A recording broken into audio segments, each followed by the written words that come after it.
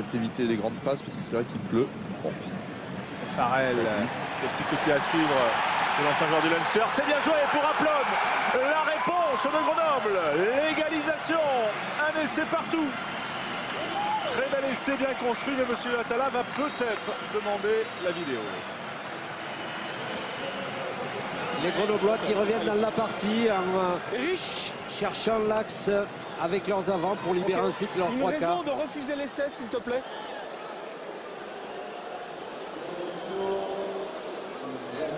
Alors, il y a des doutes, parce qu'il y a des doutes sur un avant peut-être de Aplon au moment où il aurait aplati. Y a-t-il une raison de refuser l'essai? Et oui, il lâche le ballon avant d'aplatir, semblerait.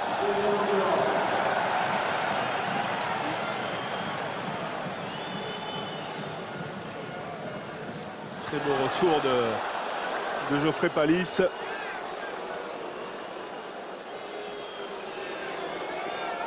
Oui, Eric. Ouais, il n'y a pas de... Pour moi, je vois la même chose. Hein. Le blanc tape dans son camp, il n'y a aucun problème. Le ballon sort en ballon mort par le bleu. Donc on fera un renvoi des 22. Renvoi des 22. Un renvoi aux 22 mètres en faveur de Castres. Il faut reconstruire avec Egui. Egui qui a libéré, attention des mains castraises, un grattage peut-être dans le ballon qui est toujours pour Grenoble avec Alexandre qui va pouvoir relever ce ballon. Sommet de le jouer par monsieur l'arbitre. Van der Glas qui est là. 3 castrés qui bloquent la progression du troisième ligne grenoblois. Et on repart, toujours une relance aura avec la puissance de Florian Faure peut-être et de Route. Y a-t-il essai? Monsieur Atala qui se couche. Au plus près. Hein. Et la demande peut-être de la vidéo. Ils se sentent forts, les Grenoblois. Ils l'ont montré sur cette phase-là.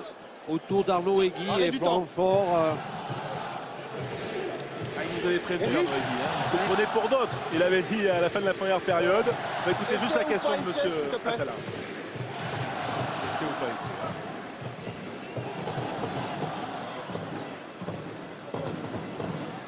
Alors Pierre, votre impression, c'est Route qui a le ballon, le puissant sud-africain. Je pense que Faure lui a pris au passage pour s'écrouler dans l'embut. Est-ce qu'il y a un castré sous lui? On le voit ici, Route avec Florian Faure en soutien et ensuite dans l'embut. Sur l'arbitre, il n'y a pas mieux que lui, il est placé là. Et pourtant, la caméra ne nous permet pas de voir le ballon. Monsieur Atala a été derrière, mais un petit peu en retard déjà. Le ball s'était écroulé. Alors les 3 axes là proposés par Yvan Bodenès. Celui-là. Ça sera dur. Hein. C'est retranscrit bien sûr sur les 2 écrans géants du Stade des Alpes. Bien sûr, le public joue son rôle et veut mettre la pression. Malheureusement, on ne voit pas le ballon. Il a franchi la ligne, c'est sûr. C'est sûr. Avec l'aide de Faure et de Kimlin. Mais il y a... Le ballon... Non, c'est Capo Ortega qui s'oppose. Et Herrera également qui vient. On voit Capo Ortega sous les joueurs. Dans le rugby 2.0, il est dur à accorder. Dans le rugby d'avant, il l'aurait été sans doute accordé. Sans appel à la vidéo, sûrement. Oui, s'il te plaît. Ouais. Ouais, très bien. Merci. Reprise du temps. Faut pas essai. L'essai qui n'est pas accordé dans le doute. Sans doute l'effort embellé.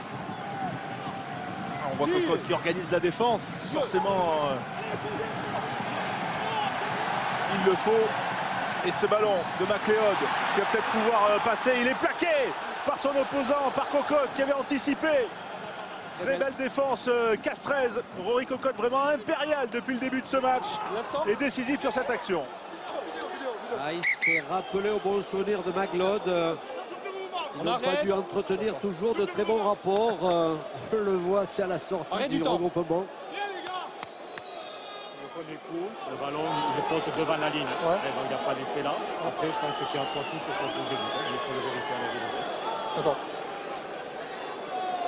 Nouvelle vidéo. L'avis Eric du juge de touche est formelle, mais monsieur Peux-tu vérifier par contre Attala Je veut pense pas vérifier. qu'il essaie, mais la reprise s'il te plaît. Ce serait pour la reprise du jeu. Hein. Oui. On voit la très belle défense, la 8-9 et Cocotte qui revient avec ce plaquage décisif sur McLeod. À 1 mètre de la ligne, c'est quand même assez impressionnant de voir un demi-mêlée qui arrête son vis-à-vis lancé comme ça. Il faut dire qu'il a des bras costauds hein, quand même, McLeod, là, Cocotte, son bras gauche notamment. Les demi de mêlée aiment bien se retrouver parfois en duel. Et là, on sent qu'il y a un antécédent, un historique entre McLeod et Cocotte, très certainement aux Sharks. Et ici, on voit que le ballon n'a pas été aplati derrière la ligne. Vraisemblablement, Il paraîtrait. Alors, est-ce que ça va repartir sur touche ou sur mêlée?